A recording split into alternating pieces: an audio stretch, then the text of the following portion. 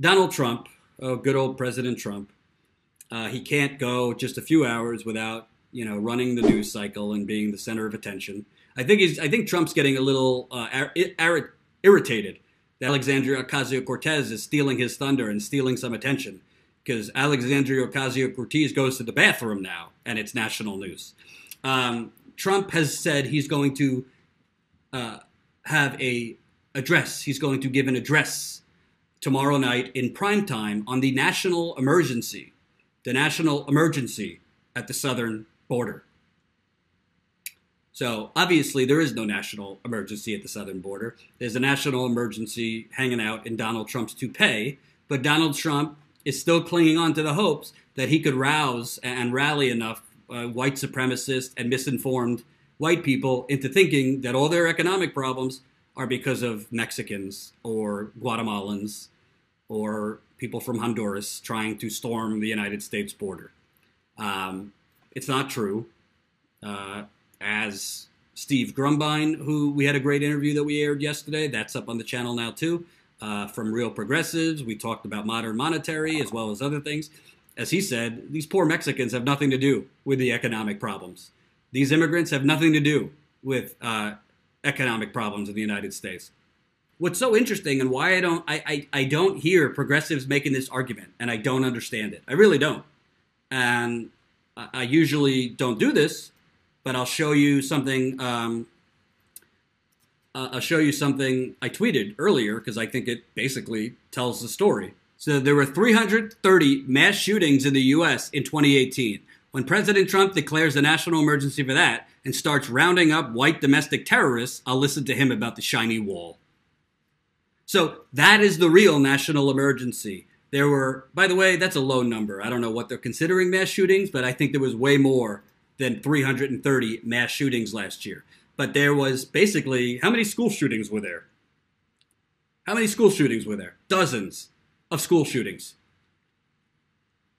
How many people have died because Trump, Paul Ryan, Mitch McConnell, and Marco Rubio, and John McCain, rest in peace, warmonger John McCain, how many people have died in this country from deranged white people?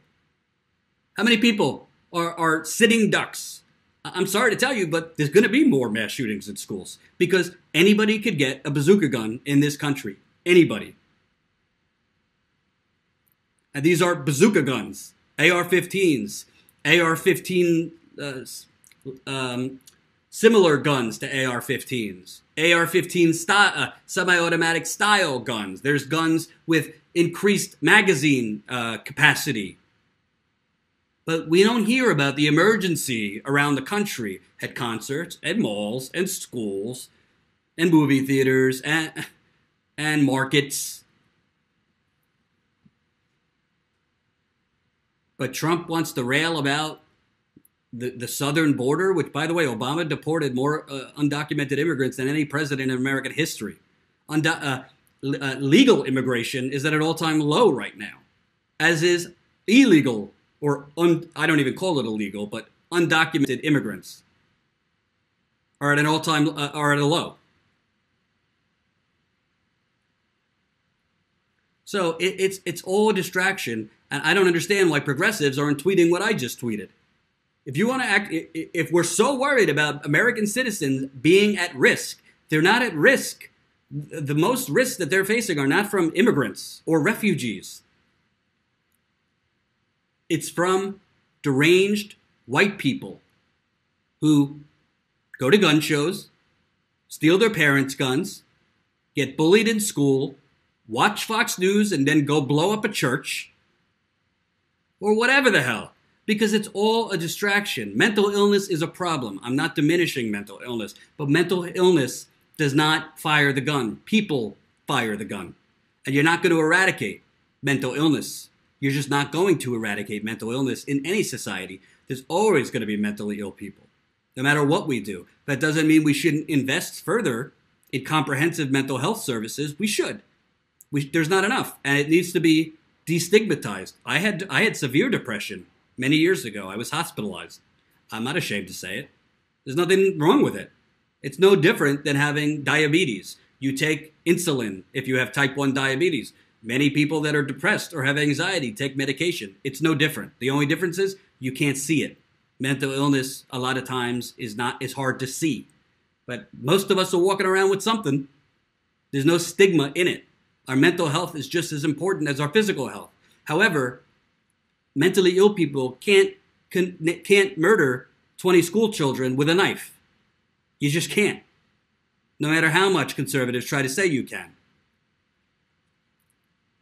They can't kill like 20 school children with nunchucks or a bow and arrow. It's the guns. But for that, Trump, Mr. Strongman Trump, who takes it to the establishment, and he's not a puppet. He took $30 million from the NRA during the campaign. He's a fucking puppet, just like the rest of them. Trump is as big as a puppet as the rest of them. He's just a better con artist. The number of mass shootings in 2018 is on track to match or even surpass the number of mass shootings last year. The year 2017 ended with 346 mass shootings, according to Gun Violence Archive. As of mid-December, 2018 had seen 334 mass shootings. Gun Violence Archive, a nonprofit organization that provides public information on gun violence, defines a mass shooting as 4 or more people shot or killed. Mass shootings and student-led protests for gun control in 2018 have prompted many organizations, from advocacy groups to retailers, to take a position on the debate. For example, Dick's Sporting Goods stopped selling assault-style weapons in February 2018 after a gunman killed 17 people at Marjorie Stone Douglas High School. A mass shooting at Marshall County High School in Kentucky was the first of the year to make headlines on January 23rd. And by the way, do you really think in the 1950s or 60s, when money in politics was not flowing like it is now, when there were tighter regulations on money in politics, when there were really, really strong labor unions, when there wasn't global trade deals written by corporations that sold people's jobs? Do you really think when economically we didn't have this gaping income inequality in the 1950s and 60s, we had a strong middle class? Do you really think people would deal with this? Do you really think people would allow this? You'd have riots like Vietnam in the street, protests like Vietnam. If you had 330 mass shootings in schools, not just schools, excuse me, but in total, do you really think the masses would put up with it? No, because the masses would demand the politicians to do things. And back then, not that politics wasn't corrupt, politics was not bought off in the 1950s and 60s yet. And there were tighter regulations, people or power, in the 1950s and 60s, many of them put in by Franklin Delano Roosevelt, that radical socialist. The corporate media is going to cover Trump's bullshit speech. Maybe he'll sign a national emergency. He'll send troops to the border. He'll close the border. He'll just print money, because we can print money, as Steve Grumbine told you. Modern monetary theory explains that debt and deficit really aren't a problem, because the federal government has unlimited money. They just pretend they don't. They have unlimited money for, paying for war. They have unlimited money for paying for bank bailouts. They have unlimited money for paying for tax cuts for the rich. They just don't have unlimited money for Medicare, education, Medicare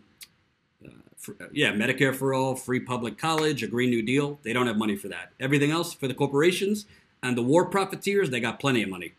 We'll see what President Trump has to say tomorrow night. I'm not expecting much other than theatrics. Eventually, I think the Democratic Party is going to cave, because the Democrat Party always caves. They'll cave to Trump's demand. They'll give him money for his little wall, and then on to the next fake scandal.